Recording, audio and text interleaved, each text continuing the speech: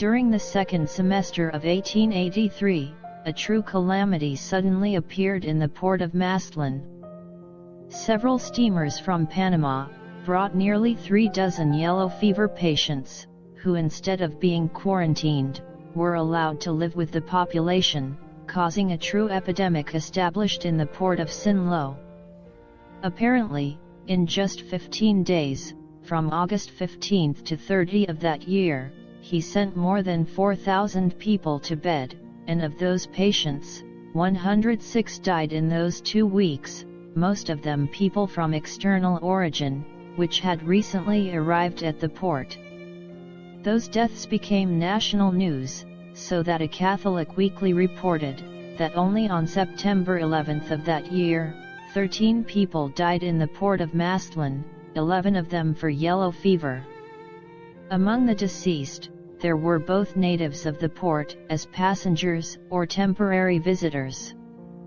The seconds, several cases can be listed, as happened with a commission sent by the Ministry of Public Works, to explore the presence of strategic resources for the development of Baja California, which could not reach this region, because as a result of said yellow fever, 3 of its 4 members died, once the boat in which they were traveling arrived in Mazatlan.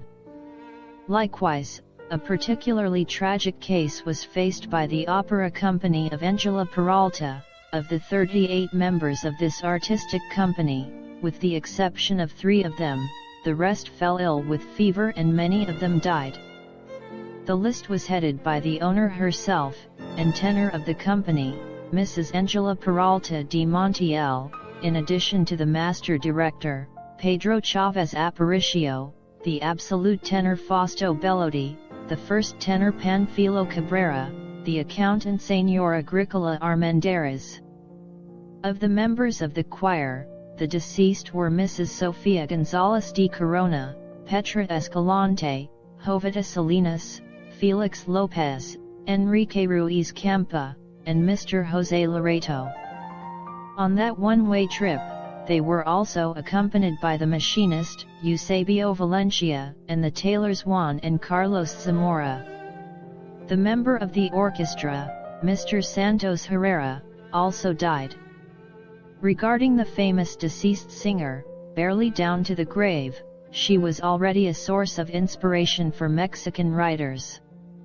On the other hand, beyond the deceased, another part of the sick members of Peralta's company embarked on a boat called El Naufragio, which was heading to San Blas. Fewer others left for Guaymas and Durango, while other artists and employees stayed in Mazatlan to suffer from his illness and face his convalescence. The ship that arrived in San Blas, despite not carrying any cases of illness on board, was forced not to modify its journey, and to respect the quarantine that was imposed on it. But the infectious virus was traveling in his cargo and luggage, hence the owner of a hotel in that port, and some of his guests dined on board of that boat, returning to land with the disease, which in a short time led them to the tomb, but not before infecting the rest of the hotel guests and servants, who also died. Then, it quickly spread among the population of the region, but he no longer attacked the ship's crew and passengers, who were allowed to disembark when the disease was already spreading. Among the passengers were Pedro Chavez Aparicio, director of the orchestra, as well as members of his choir, and some other members of that entertainment company.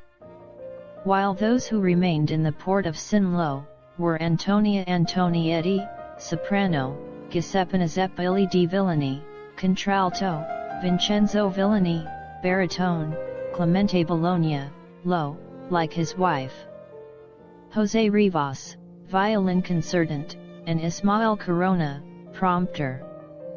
About the members of the choir, Francisco Servan de la Mora and Manuel Lemus, as well as the administrator, Jaime Germa, and the company representative himself, Julian Montiel y Duarte, husband of the so-called Mexican Nightingale. In general, More than 90% of the company fell victim to the epidemic, and 36% of all members died, while of the port's military garrison, 98% fell ill, and their mortality rates reached 30%. Yellow fever should have been a lesson to the authorities, but in 1902, the city would be attacked by the bubonic plague.